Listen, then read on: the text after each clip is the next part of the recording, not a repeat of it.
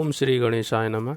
इस बार नवरात्रों में कन्या पूजन कैसे करना है और किन खास बातों का ध्यान रखना है वो मैं आपको बताने वाला हूँ। तो कृपया वीडियो के अंत तक बने रहिएगा और ध्यान से सुनिएगा। तो कन्या पूजन करते वक्त तो दोस्तों सबसे पहले आपको ध्यान रखना है उनके स्वागत का। जो हमारी 9 दुर्गाएं हैं वो हमारे घर में आएंगी तो उनका स्वागत कैसे करना है। दोस्तों एक चीज़ का आपको खास ध्यान रखना है, जब आप स्वागत करते वक्त इस बार नवरात्रों में क्या आपको खास करना है। इस बार नवरात्रों में उनका स्वागत करते वक्त उनके घर की चौखट पर पहले जो उनके चरण हैं उनको अच्छे से धोएं। धोने के बाद एक रोली में, जो रोली होती है, रोली में उनके चरण पर लगाएं। और जब वे घर में आए, मतलब क्या करना है कि जब वे घर पे आती हैं, घर के अंदर आती हैं, तो उनके चरणों के निशान जो है वो छप जाने चाहिए।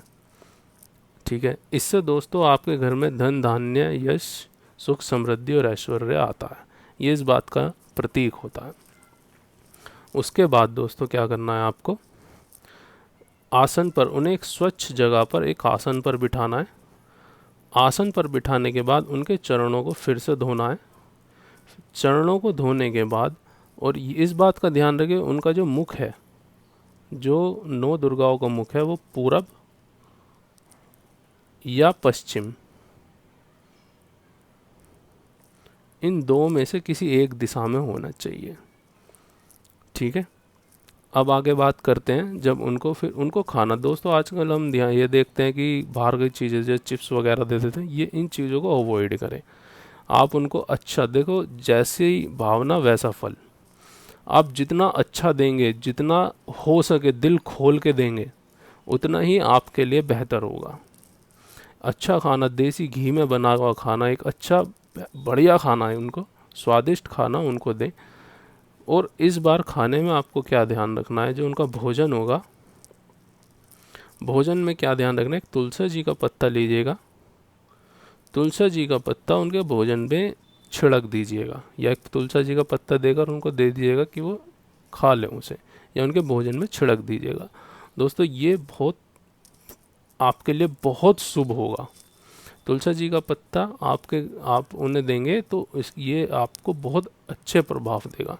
उसके बाद दोस्तों जब आप उनको खाना वगैरह दे दें, जब उन्हें विदा करते हैं, तो विदा करने के बाद हमने देखा है बहुत से घरों में झाड़ू लगा के सफाई करते हैं। झाड़ू नहीं लगानी चाहिए, लोग ये बहुत गलती करते हैं।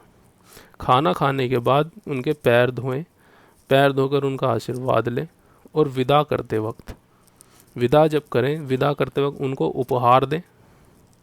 और जो आप उपहार दे रहे हैं तो उसमें लाल चूड़ी और उसमें कुछ 1-2 हरी रंग की चूड़ी भी जरूर रखें, हरे रंग की। जो आप उनको चूड़ियाँ दे रहे हैं उसमें लाल रंग की चूड़ी प्लस कुछ 1 या 2 हरे रंग की चूड़ियाँ भी उसमें ज़रूर मिक्स करें। तो ये आपको शुभ लाभ दोनों के प्रतीक बनेंगे। तो दोस्तों इन चीज़ों का आपको ध्यान रखना है। दूसरी बात, घर में झाड़ू नहीं लगानी है। उपहार में आप जब उनको चूड़ी दें, उसके अलावा जो और भी चीज़ देते हैं वो तो देते ही हैं, खिलौने वगैरह, उनको लाल चुनरी देते हैं, उनको कुमकुम वगैरह भी देते हैं। तो जो चूड़ी ज़रूर दें, चूड़ी में आपको लाल और हरे रंग की, और कांच की चूड़ियाँ दें, लाल और उसमें कुछ 1-2 हरे रंग की चूड़ियाँ भी ज़रूर रखें। उसके बाद दोस्तों मैं आपको कुछ एक उपाय बता रहा हूँ। अगर आपके घर में कोई शिक्षा से रिलेटेड कोई समस्या है, जैसे कोई भी कंपटीशन वगैरह की प्रिपरेशन कर रहा है, या फिर कोई मुकदमे वगैरह किसी के घर में समस्या चल रही है, या फिर कर्जा है किसी के ऊपर, तो उसके लिए मैं आपको ये उपाय बता रहा हूँ। तो शिक्षा के लिए आप क्या करना है, आपको ज़्यादा भी नहीं तो 2 कन्याएं, ब्राह्मण कन्या, अगर हो सके 2, इन 9 दुर्गाओं में 2 ब्राह्मणी कन्या जरूर रखें। अगर मुकदमा है तो 2 क्षत्रिय कन्याएं जरूर रखें, 1 या 2। अगर आप 9 भी नहीं रख सकते, 3 भी नहीं रख सकते, 5 भी नहीं रख सकते, तो एटलीस्ट 2 रख लें, 2 या फिर 1 से भी। लेकिन अगर आप 2 भी करेंगे तो ज़्यादा बढ़िया रहेगा। और अगर कर्जा है तो किसी 2 बनिएगी कन्याएं 2। तो दोस्तों ये आपके कुछ उपाय हैं इन नवरात्रों के लिए। अगर आप ये उपाय अपनाते हैं इन चीज़ों के लिए तो आपके लिए बहुत शुभ होगा। आपको खर्चे से राहत मिलेगी, कोई भी मुकदमा है तो आपको उससे राहत मिलेगी, और कोई भी कंपटीशन की तैयारी कर रहे हैं तो उससे आपके कंपटीशन में सफल होने के चांसेस बहुत ज़्यादा हो जाएंगे। इसके अलावा अगर किसी को जन्म से कि भाई घर में बच्चा नहीं है या किलकारियाँ नहीं गूंज रही हैं, तो जो अदर श्रेणी के होते हैं, जो इसके बाद जैसे इसके बाद एससी वर्ग हो गया, एसटी वर्ग हो गया, तो यहाँ पर इनके जो है दो कन्या इनकी, तो इससे